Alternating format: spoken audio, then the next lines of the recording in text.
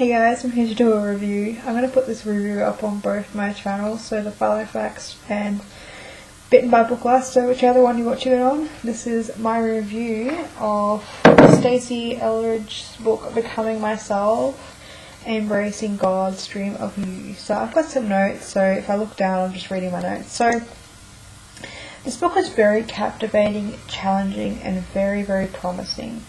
Now, this is my first completed Christian non-fiction book. So I am working on another one, reading through another one at the moment, Faith there, but this is my first completed book. So that was really, really exciting, and to be honest, I never thought I'd actually read one. So, I mean, I've always been...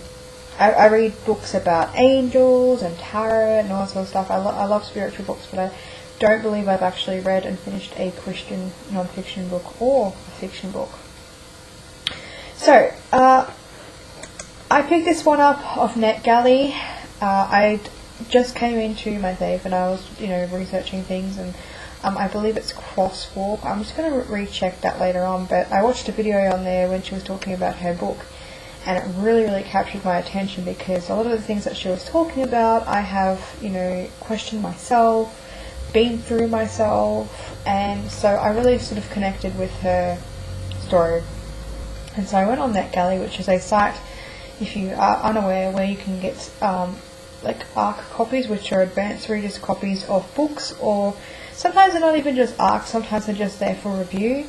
And so I picked it up and I started reading it, and I just knew that I had to get my own copy, and so I went for I think it was my first journey to the Christian bookshop, and which was an exciting journey in itself, and I picked this book up and the study guide. Now I'm going to be doing the study and probably rereading this, maybe rereading it, but doing the study when the DVD comes out so I can watch the DVD and do the study questions together, so probably next year. Now, like every book, there are things that didn't gel with me, didn't sit with me. Sometimes I just didn't agree with some things, but that's okay because that's my opinion and this is her opinion of how she lived her life and how she embraced herself and God, and just talks about how you can do the same. I'm very far on my journey. I've mentioned this before. I'm just starting out, so I think some parts, a lot of the time I get really nervous when I read these books because a lot of these authors have been on their journey for a long time and I'm just starting out. But do not be discouraged from reading this if you are starting out, or if you've just found your faith or have been very strong in your faith for many, many years. This is a book for all people of every level, of every journey really. Okay, so I really enjoy the topics about weight and beauty, names, women, and what women mean to the world as a whole, and to man and to God, and that God is really the person who we should be seeking and loving and searching for and worshipping and praising above man. That's what I took out of this book.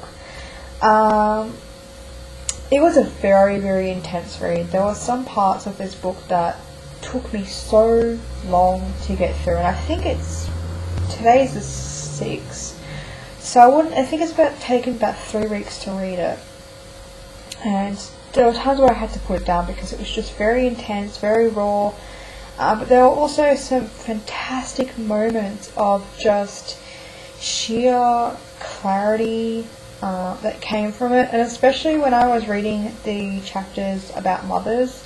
I don't have the greatest relationship with my mother, but when I was reading it and Stacey was talking about what the effect our mothers have over us, from infancy, even in the womb, to now, it just really cut quite close, and it just really penetrated my mind. And it was really a kind of awakening experience because I never looked at my relationship or my reaction or just how I came out or came through my relationship with my mother through my life, and it really made me just look at that and how I see women and how I see myself. And it was pretty shocking because I'm not going to lie to you guys, I have issues.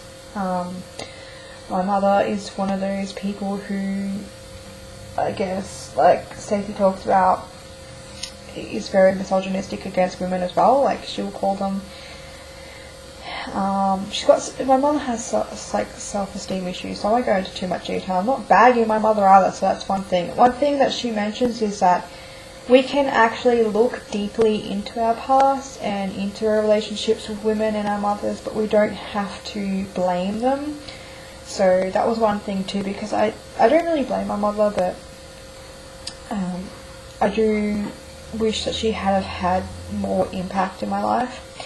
But so that was the most challenging chapter to read in this book, especially with women, because I very much struggle to be around women. I've had a lot of crazy women in my life, sociopathic women, and it just scares me. So I'm more of like a guy's girl, like tomboy, I guess you can say. But I love women, you know, I do. So that was one of the things that I had to embrace when I was reading this book. So it talks about a lot of other stuff just than mothers, but it was really just hard hitting and challenging, and I love that challenge, and beautifully written, like very just deep. I guess that's the word. Like, it felt like Stacey just put herself on the page and was really just, I am this person, we are all these people, this is what it means to be a woman, this is what I've observed, this is what culture has observed, this is what God has observed, and this is what it means to become ourselves. One of my favourite scriptures in this book was Mark 14, chapter 6-8, which says, "But Jesus replied, 'Leave her alone. Why criticize her for doing such a good thing to me? You will always have the poor among you, and you will always help them whenever you want to. But you will not always have me. She has done what she could and has anointed my body for burial ahead of time.'" And she talks about, us being women and being men really too. We never feel like we're enough, and we never feel like we've done all we can, and we can be the people that we want to be. And so I just love that passage because I struggle with that so much. I struggle with judgment, and I just felt so connected to that, especially with it being Jesus saying, leave her alone. She's done and is doing all that she can with her life, and all that God wants her to do, not what man wants her to do. So I really took a lot out of that. And it was just passages like that that really stuck and really got to the core of my being, and yeah, it was just very, very deep. So I love that passage. I've highlighted it. It has become one of my biggest inspirations. I often look at it now when I'm having a struggling day, and I say, I am enough. I am enough for God. I am enough. I don't need to be any more than I can be. So, and that's just becoming into myself. So that's part of the book as well. My number one tip when reading this book would be to probably have a notebook, a pen, and your Bible handy, and also tissues, because if you're like me, there are going to be times in this book where you're just going to feel like she's ripping a hole in your heart. She's ripping you open to discover yourself and to discover who you mean to God and Jesus. So, and not in a negative way, in a very, very uplifting, positive way. But there are times when I just was shocked at how I felt and what I thought about and what it meant. So, and it's like she says, this is not a book that you just read and you throw away. She wants you to take this book and read it and study it and highlight things and really breathe her message in, and also breathe God's message in, what it means to become ourselves as well. So I really enjoyed that aspect as well. So I would probably suggest you have those things. I mean, you don't have to. You don't even have to read this book. This is just a kind of a review. So if you wanted to read something like that. Overall, I thought this book was provoking, engaging, challenging, and an emotional roller coaster of beauty, relevance, and humility. I would strongly recommend reading it, regardless of your journey, whatever path you're on, wherever your faith is. It is just very powerful and a very strengthening read. Would it be the best book that I have ever read? No. But did it make an impact in my life? Yes. Will it continue to? I believe so. I believe even if I take a couple of things from this book and apply them to my life, then it will have made an impact. Will I read it again? Yes, I will. It's going to be one of those books that I read continuously. I don't know much about Stasi as a person. I mean, I've heard some really strange things about her and her relationship with her husband, and just from reading around.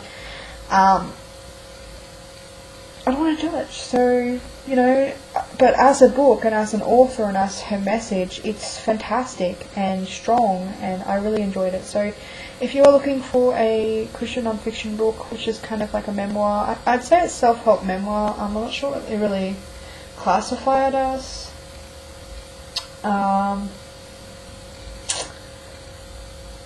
But yeah, it's just beautiful, fantastic, loved it, can't wait to read it again. Probably next year. So I think it's going to be one of those books that I read quite a lot, because you can't just read it once. I don't think you have to read it a couple of times, depending on what you like. So yeah, thank you guys for watching, and I hope you enjoyed this review, and I'll talk to you guys later. Bye.